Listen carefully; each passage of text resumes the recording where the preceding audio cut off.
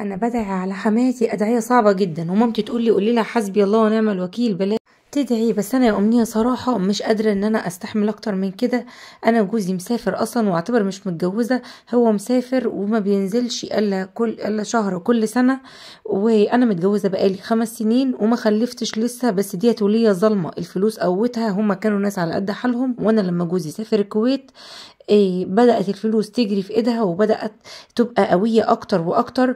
مش عايزه اقولك بتعد عليا كوبايه الميه اللي بشربها، اي اكل باكله بتعده عليا. انا مش عارفه اعيش، مش عارفه اتحرك، مش عارفه حتى البس. لو غيرت مرتين في اليوم بتحاسبني ان انا غيرت مرتين في اليوم.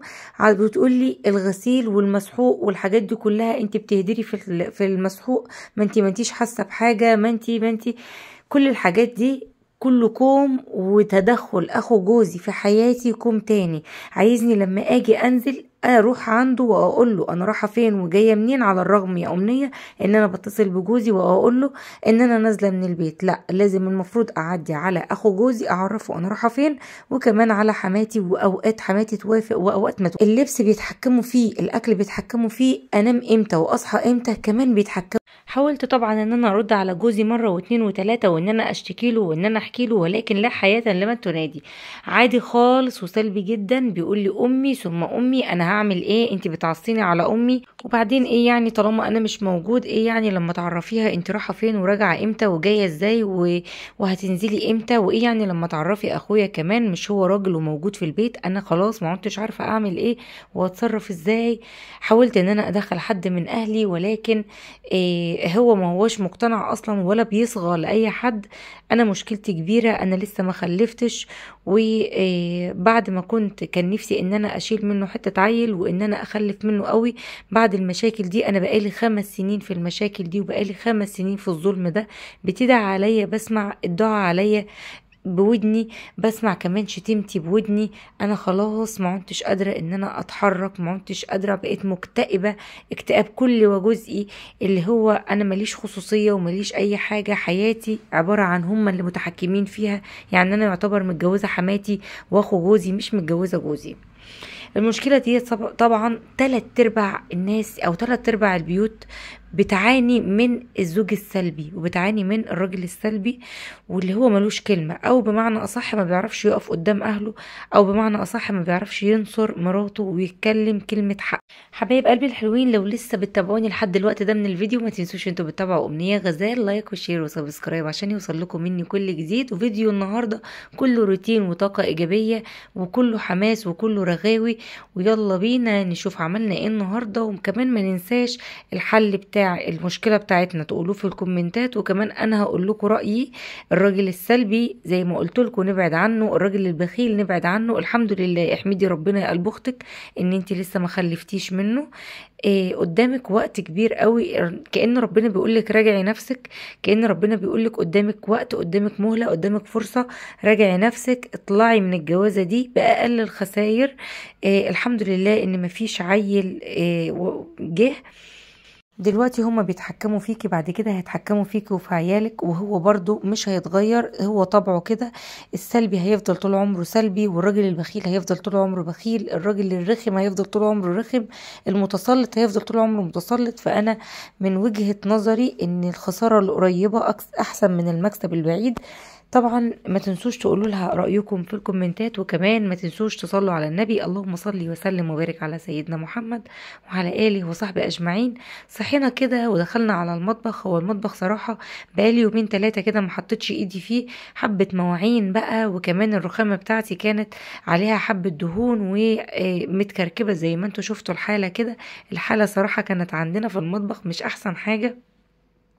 دخلت كده صليت على النبي وقلت ايه لما نخلص اللي ورانا. طبعا انت لما بتبقى اي واحدة فينا قاعدة ومطبخها رايق كده وبتدخل تعمل الطبخة بتاعتها بتخلص سريع سريع، بتبقى الراحة النفسية اللي في الدنيا. تدخل تعمل كوباية الشاي بمزاج كده، تبقى في منتهى الراحة النفسية. عايزاكم كمان تشاركوني رأيكم في الكومنتات وتشوفوا كده لو كانت ينفع انها تكمل او لا. وانا على العموم عرفتها انها لازم تعمل صلاة استخارة وتستخير ربنا مرة واتنين وتلاتة، وتشوف تكمل في الجوازة دي ولا لا، وايه اللي خلاها تصبر لحد الوقت ده. قبل ما اقولها ان هي تدخل حد من اهلها، لا، تستشير ربنا، حتى لو دخلت حد من اهلها مش هتعرف تغيره. انا من رأيي انا قلته، وسايبه لكم برضو الرأي في الكومنتات تقولوه، هي هتتابع طبعا الكومنتات بتاعتكم.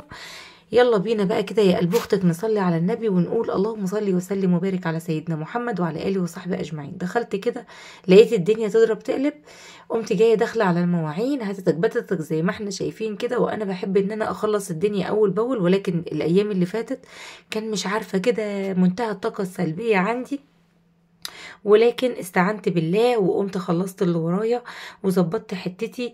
وعلى رأي المثل اللي بيقول اكنس بيتك ورشه وما تعرف مين يخشه. خليكي دايما ما تجيش على نفسك، ولكن في الوقت اللي تقدري فيه تخلي حتتك نظيفة وتخلي شقتك نظيفة، دي يحسن من حالتك النفسية. مش بقول كده علشان الناس، لا، خلي اخر اولوياتك الناس وخلي اخر تفكيرك الناس، ولكن شقتك وبيتك ومملكتك هي راحتك النفسية. نظفي مكانك، شغلي عود بخور كده، اصحي بدري، شغلي افتحي الشبابيك، دخلي الشمس كده والهواء، خليهم يطردوا الطاقة السلبية كده، وظبطي حالك.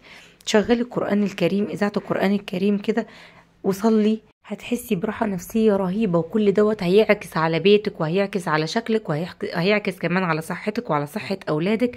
فاعملي كده وانتي مطمنة، وده عن تجربة. أنا كنت الأول بصحى الساعة 12 وبصحى الساعة 3، 12 طبعا الظهر و3 العصر ومش عارف ايه، وكان نومي مش منتظم وكان كل حاجة مش منتظمة. ولكن صدقيني أنا لما مشيت على النظام ده وعلى الروتين ده بقت حياتي مختلفة جدا جدا.